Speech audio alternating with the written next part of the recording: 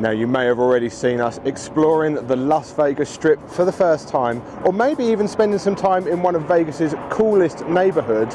But what about where we've been staying while we've been here?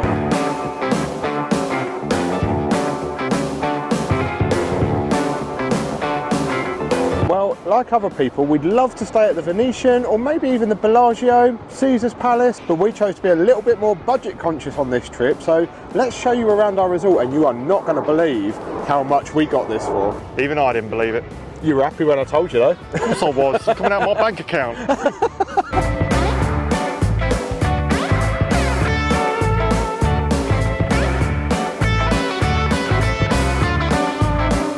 All right there, are you? Catching the sun. We've got a tour to do, come on. Oh, for God's sake, all right then. Can't do this elegantly, can you? No, they're quite low. So there's 3 towers here at the Virgin Hotel. That is the Ruby Tower, and I think that's where all the bougie rooms are and the suites. Yep. We're not in that one. Absolutely not. And then you've got the Canyon Tower, which is this one that stretches pretty much across. It's the desert dust. It is. This dust and this weather is really affecting our sinuses, and yeah, it's mad, it's crazy. I've never had that before. Oh, anyway, as I was saying, this is the Canyon Tower. I think there's probably more rooms in here than any other part of the hotel. It kind of stretches across the casino and the main part of the hotel. We're not in that one either. We are in this one here, which is the Opal Tower, which is probably where they put the riffraff. That's us. That's us. Right, let's show you to our room.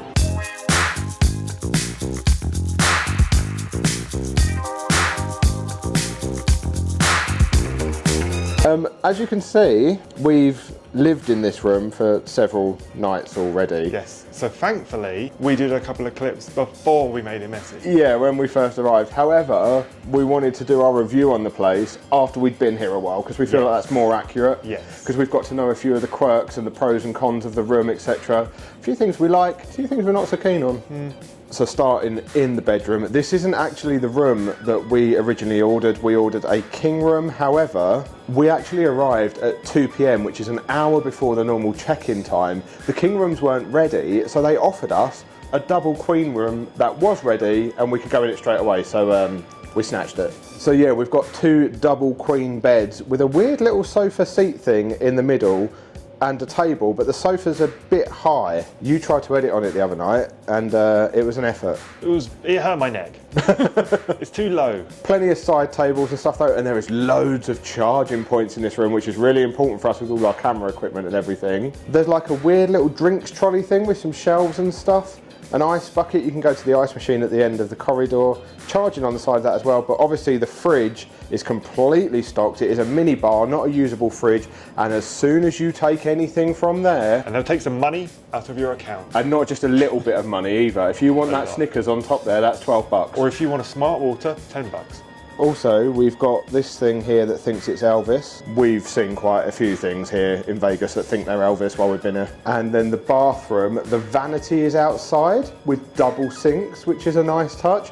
The shower is actually decent. It's got an overhead rainfall shower and a handheld shower wand. And I think my initial impressions of the room when I first walked in is that it looked and smelt clean and looked sort of modern, sleek, bright, comfortable. I don't know about you. No, I agree. However, now we've been here a few days, there are a few little things that I'm not so keen on, and one that really bugs me. You haven't told me something that bugs you. I'll tell you in a minute when I tell everyone else then.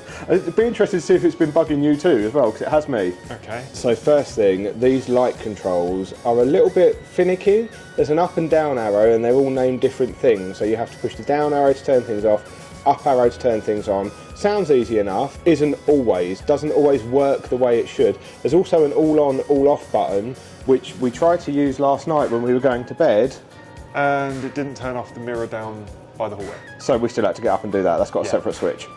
When we say we, he did, I think. Yeah, I had to, yeah. Now the AC works a treat. However, you set it to what you want to do on the wall control panel. You leave it on auto, you go out for the day, and when you come back, it's reset itself and it's warm in here because it's literally turned off. Yeah, or you're asleep and you wake up and it's 1,000,000 degrees and you're like,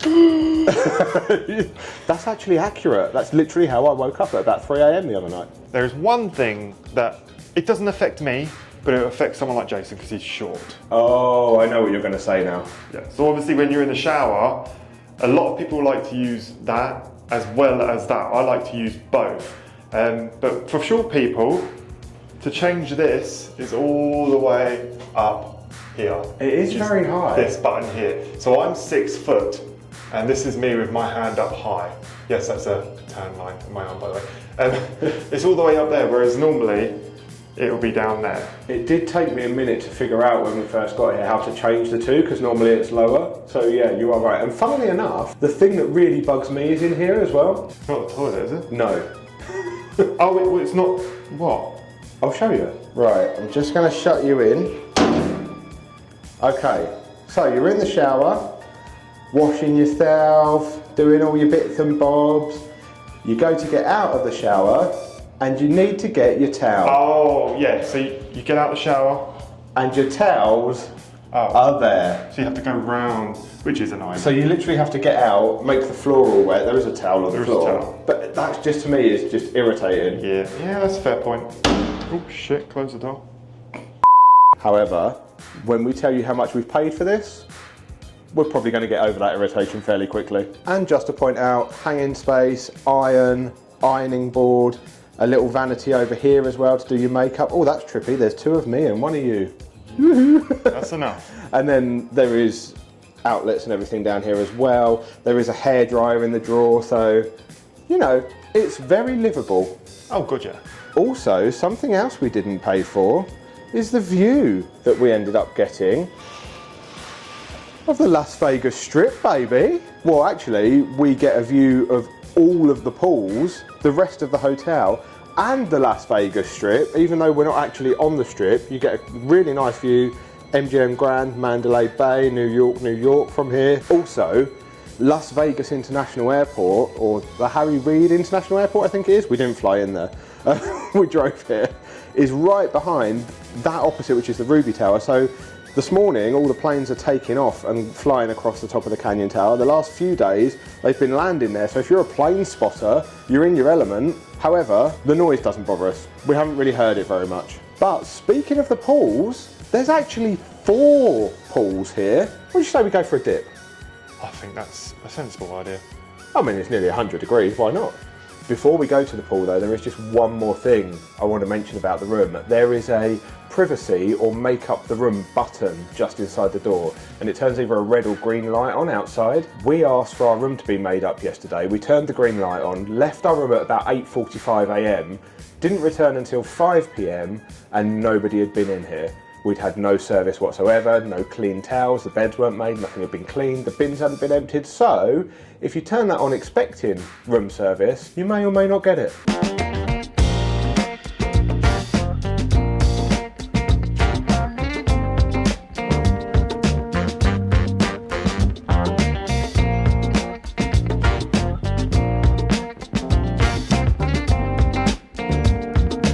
Now, the one thing I love about this pool, there's one side that is sandy and one side that is not sandy.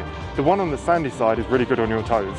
And also, free use pool towels if you're staying at the hotel. Bargain, bargain? No, it's not really a bargain, is it? Not really. It's just expected. Yeah.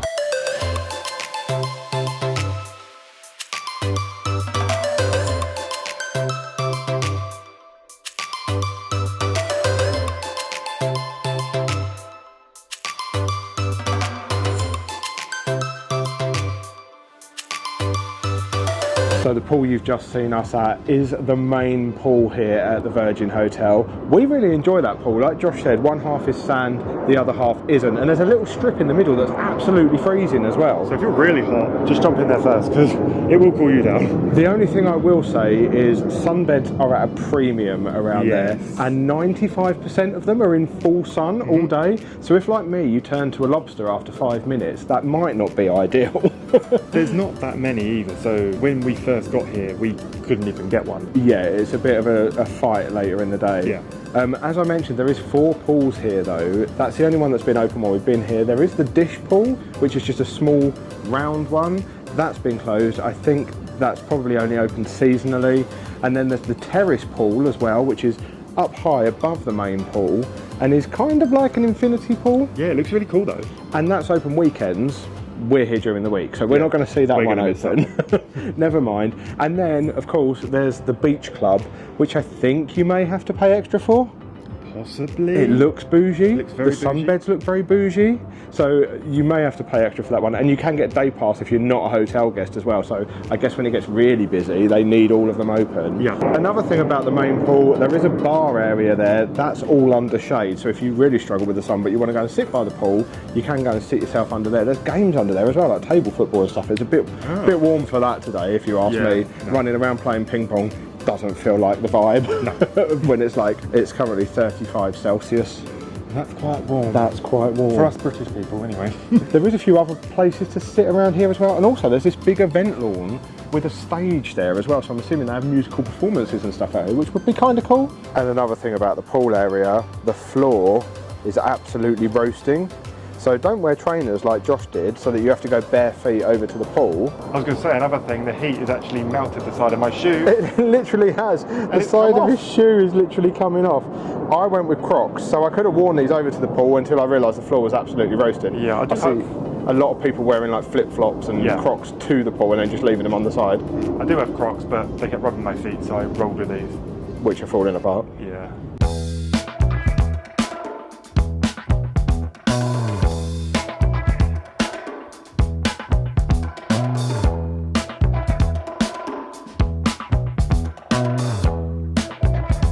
If I had my own way, I'd be in that spa.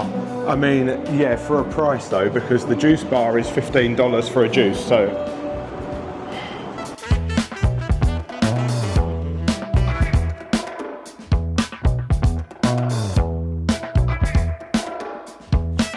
The Wu-Tang Clan have actually got a residency here. We could have gone and seen them. We could have. But we didn't. We didn't. The one thing I have noticed whilst we've been staying here, there's been a lot of people hoovering and keeping this place really clean. Vacuuming, you're in the States now. Sorry. No, you're right though, the common areas are kept really clean. Yeah, and it always smells so fresh as well. Every area has a different scent.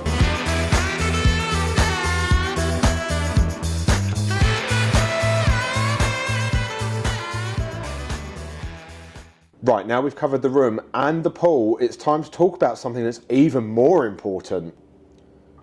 Food? That's the one. So there's quite a few places here we haven't tried, like there's a branch of Nobu. We've seen a few of those dotted around Vegas in various different hotels. There's a steakhouse here as well, which we haven't tried. There's like an Asian noodle bar called Chow Fun, and every time we've been past that, there's been nobody in it. So we don't know if that's a good sign or not. But several of the places we have tried have actually been pretty decent.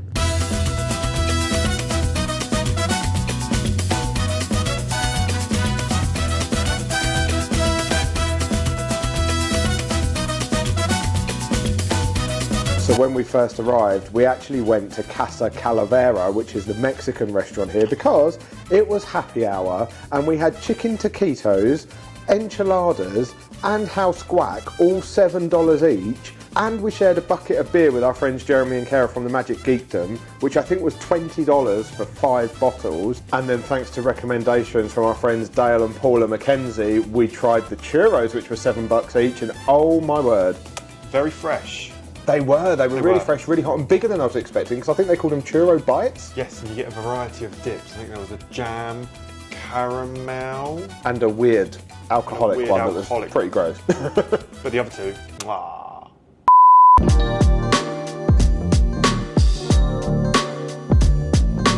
We've also been for breakfast a couple of times in the kitchen. It's a 24-hour place, so they do food all the time. We've only tried the breakfast. I think on the first day, Josh had the continental. I did, which included a croissant, coffee, and fruit. And I went for the steel cut oatmeal, which was really good. Lots of different toppings on there, like pecans and berries and stuff. Really it's a big bowl as well, oh my word. I was stuffed after that. We've been today again. I had cinnamon roll pancakes and there was a lot of them. Yeah, what was mine called? Mine was an American... The Virgin breakfast. That's it, Virgin breakfast. It was like an American breakfast. It had shredded hash browns, it had scrambled egg, and I had some brown toast. And ham. Oh, and ham, yes. Now, as you'd probably guess from a Vegas hotel, there's no coffee in the room. So luckily for us in the Opal Tower, right at the bottom of the elevators is the Funny Library. Bit of a strange name, we can't quite figure out why it's called that, but it's basically a coffee shop that's open from 5:30 a.m. to 1 p.m. So we've been going down there and grabbing our morning coffee. Large Americano for $6 is pretty standard. The food in there though is pretty expensive, $13 for a measly looking breakfast sandwich. So we'd definitely recommend paying $2 or $3 more and going and getting breakfast in the kitchen instead. There's also a location of Dunkin' Donuts here, which somebody is very happy about. So we went for a Dunkin' coffee, and I always like to have cold foam on top of my coffee. An extra cold foam on. Extra foam, sorry. Yeah. Oh, well, the first time I ordered it, he wasn't happy because I didn't ask for extra foam. It was only a small layer, so I always ask for double extra foam. And the lady was like, do you want marshmallow? And I was like, what do you mean? And it was like a marshmallow fluff to put on top of your coffee. That is a game changer. Don't have that in the UK. Don't have most things in the UK, to be fair. Fair point. If drinking is more your thing, there is a few bars dotted around the casino, some of which also have entertainment. We haven't seen any of that, but if you want it, then go to this place. This is the Shag Room.